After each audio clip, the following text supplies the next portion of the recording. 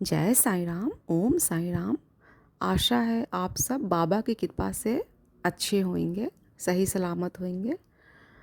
आज हम जो बात करने जा रहे हैं वो है श्रद्धा और सबूरी। बाबा के जो दो मूल मंत्र हैं ना, श्रद्धा और सबूरी। ठीक है। अ, हम श्रद्धा और सबूरी के बिना बाबा को नहीं सोच सकते और बाबा के बिना श्रद्धा और सबूरी को। हम कहीं भी चले जाए, देश में विदेश में, कहीं भी साईं मंदिर में जाए तो हमें ये दोनों जो शब्द है ज़रूर देखने को मिलता है। बाबा के पीछे जो लगा होता है ना, श्रद्धा और सबूरी। ठीक है।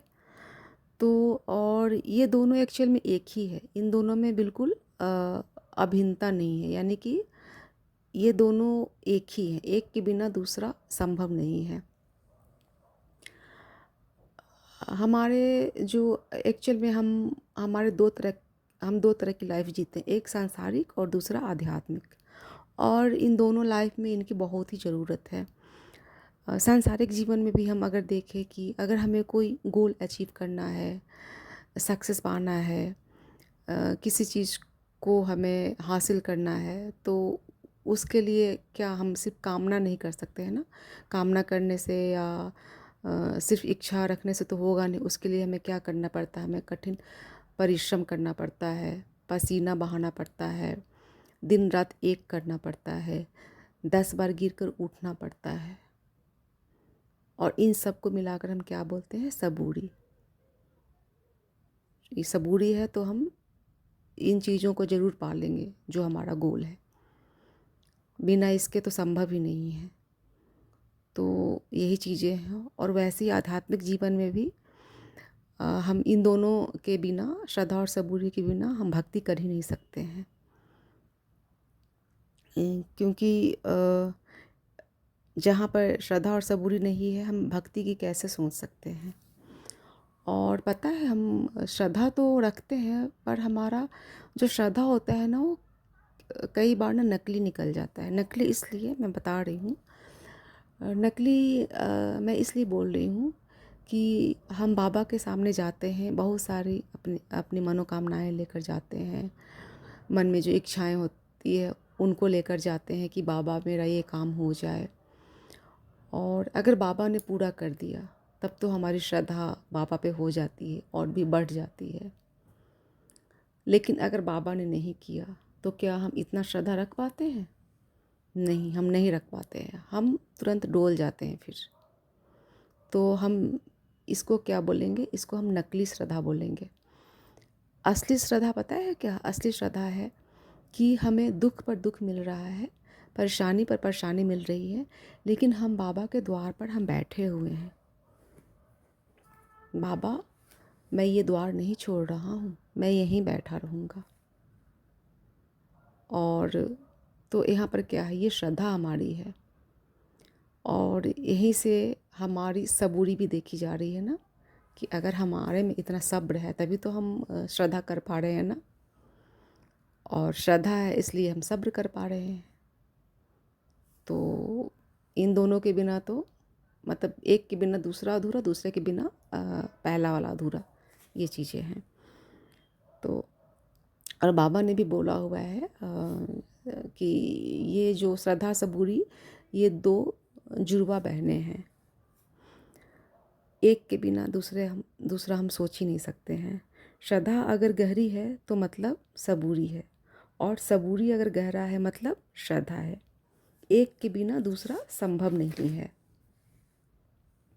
अगर हम तकलीफ़ में भी मुस्कुरा रहे हैं, हंस रहे हैं, तो मतलब सच्ची श्रद्धा है बाबा पर। और हमारी जहाँ भी ये श्रद्धा डोली, और डोलती तब है जब हम बाबा के द्वार से हमें मिलता नहीं है, हमारा मनचाहा जो फल होता है वो प्राप्त नहीं होता है। फिर हम सोचते हैं कि अरे बाबा तो आजकल हमारी सुन नहीं रहे हैं। और हमारे मन में तुरंत क्लिक करता है कि हमें हरिद्वार जाना चाहिए या वृंदावन जाना चाहिए। इस तरह की बातें होने लगती है, हमारे मन में चलने लगता है। तो हम कैसे श्रद्धा बोल दें? इससे श्रद्धा तो हम बोल ही नहीं सकते हैं, क्योंकि हम तो डोल रहे हैं बिल्कुल अंदर से। तो ये चीज़ें होती हैं। तो इसलिए हमें अगर श्रद्धा सबूरी है तो हमें बाबा वो चीज़ें ज़रूर देंगे जो हमारे लिए बहुत ही अच्छा होगा।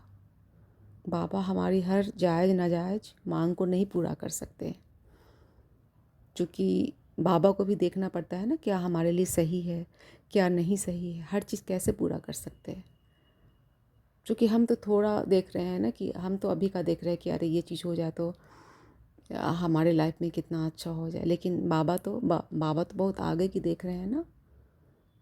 उनको पता है कि ये जो क्षणिक सुख होता है ना, वो आपके लिए है, और ये बाद में आपके लिए ना हानिकारक होगा। इसलिए बाबा उन चीज़ों को नहीं देंगे, तत्काल दे ही नहीं सकते। आप चाहे कुछ भी करो, एक टाइम आने पर वो उन चीज़ों को आपको देंगे, और वो देखेंगे कि आप में कितना श्रद्धा और कितना सबूरी है। तो बस आप लोगों से यही है कि श्रद्धा और सबूरी बना कर रखें, तो इसका परिणाम निश्चित तौर पे अद्भुत होगा। जो आपको इतना अच्छा लगेगा, इतना अच्छा लगेगा ना, कि फिर लगेगा ना, बोला गया है ना, सब्र का फल मीठा होता है ये। और इसी संदर्भ में कबीर दास जी ने भी एक दोहा बोला हुआ है, उसी के साथ में इसको समाप्त करूँगी कि धीरे धीरे रे मना, धीरे सब कुछ होए, माली सींचे 100 घड़ा, ऋतु आए फल होए।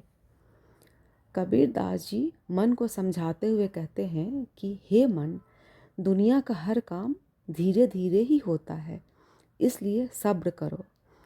जैसे माली चाहे कितने भी घरे से बगीचे को सींच ले, पर बसंत ऋतु आने पर ही फूल खिलते हैं।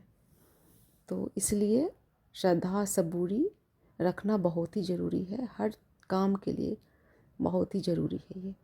तो इसी के साथ जय साईं राम, ओम साईं राम। बाबा आप सब पर अपना आशीर्वाद बना कर रखें, आप सबकी ज़िंदगी खुशहाल हो। जय साईं राम, ओम साईं राम।